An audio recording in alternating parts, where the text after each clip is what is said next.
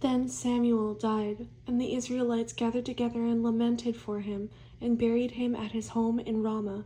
And David arose and went down to the wilderness of Paran. Now there was a man in Maon, whose business was in Carmel, and the man was very rich.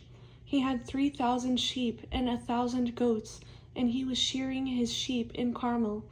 The name of the man was Nabal, and the name of his wife Abigail, and she was a woman of good understanding and beautiful appearance. But the man was harsh and evil in his doings. He was of the house of Caleb. When David heard in the wilderness that Nabal was shearing his sheep, David sent 10 young men, and David said to the young men, "Go up to Carmel, go to Nabal, and greet him in my name. And thus you shall say to him, who lives in prosperity, Peace be to you, peace to your house, and peace to all that you have. Now I have heard that you have shearers. Your shepherds were with us, and we did not hurt them, nor was there anything missing from them all the while they were in Carmel. Ask your young men, and they will tell you. Therefore, let my young men find favor in your eyes, for we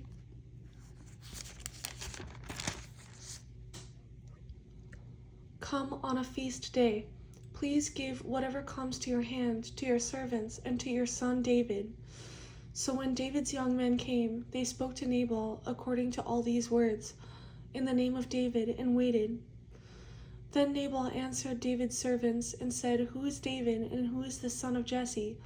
There are many servants nowadays who break away each one from his master. Shall I then take my bread and my water and my meat that I have killed from my shearers, and give it to men when I do not know where they are from?" So David's young men turned on their heels and went back, and they came and told him all these words. Then David said to his men, "Every man gird on his sword." So every man girded on his sword, and David also girded on his sword. And about 400 men went with David, and 200 stayed with the supplies. Now one of the young men told Abigail, Nabal's wife, saying, "Look, David sent messengers from the wilderness to greet our master, and he reviled them. But the men were very good to us, and we were not hurt, nor did we miss anything as long as we accompanied them when we were in the fields. They were a wall to us, both by night and day, all the time we were with them keeping the sheep. Now therefore know and consider what you will do, for harm is determined against our master and against all his household, for he is such a scoundrel that one cannot speak to him."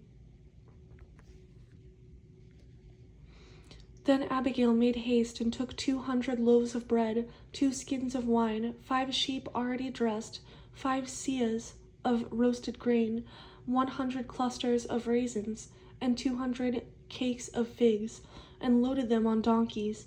And she said to her servants, "Go on before me. See, I am coming after you."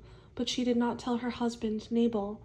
So it was, as she rode on the donkey, that she went down under cover of the hill, and there was David and his men coming down toward her. And she met them. Now David had said, "Surely in vain I have protected all that this fellow has in the wilderness, so that nothing was missed of all that belongs to him. And he has repaid me evil for good. May God do so, and more also, to the enemies of David, if I leave one male of all who belong to him by morning light." Now when Abigail saw David, she dismounted quickly from the donkey, fell on her face before David, and bowed to the ground. So she fell at his feet and said, "On me, my lord, on me let this iniquity be.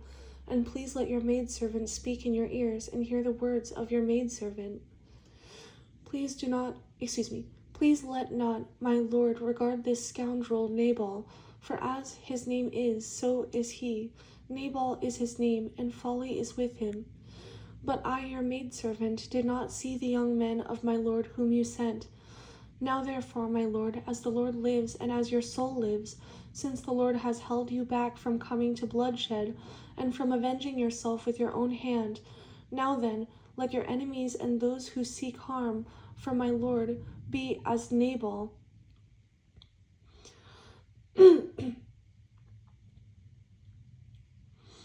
And now this present, which your maidservant has brought to my lord, let it be given to the young men who follow my lord.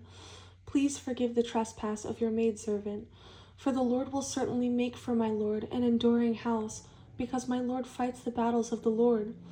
And evil is not found in you throughout your days. Yet a man has risen to pursue you and seek your life, but the life of my lord shall be bound in the bundle of the living with the Lord your God. And the lives of your enemies he shall sling out as from the pocket of a sling. And it shall come to pass, when the Lord has done for my lord according to all the good that he has spoken concerning you, and has appointed you ruler over Israel, that this will be no grief to you, nor offense of heart to my lord, either that you have shed blood without cause, or that my lord has avenged himself. But when the Lord has dealt well with my lord, then remember your maidservant. Then David said to Abigail, Blessed is the Lord God of Israel, who sent you this day to meet me, and blessed is your advice, and blessed are you, because you have kept me this day from coming to bloodshed, and from avenging myself with my own hand. For indeed as the Lord God of Israel lives, who has kept me back from hurting you. Unless you had hurried and come to meet me, surely by morning light no males would have been left to Nabal.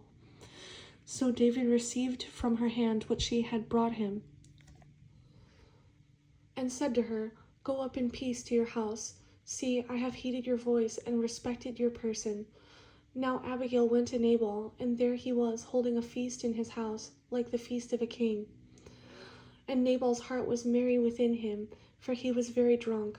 Therefore she told him nothing, little or much, until morning light. So it was in the morning, when the wine had gone from Nabal, and his wife had told him these things, that his heart died within him, and he became like a stone. Then it happened, after about 10 days, that the Lord struck Nabal, and he died. So when David heard that Nabal was dead, he said, Blessed be the Lord, who has pleaded the cause of my reproach from the hand of Nabal, and has kept his servant from evil. For the Lord has returned the wickedness of Nabal on his own head. And David sent and proposed to Abigail to take her as his wife. When the servants of David had come to Abigail at Carmel, they spoke to her, saying, David sent us to you to ask you to become his wife. Then she arose, bowed her face to the earth, and said, Here is your maidservant, a servant to wash the feet of the servants of my lord. So Abigail rose in haste and rode on a donkey, attended by 5 of her maidens, and she followed the messengers of David and became his wife. David also took Ahinoam of Jezreel, and so both of them were his wives. But Saul had given Michal, his daughter, David's wife, to Palti, the son of Laish, who was from Galim.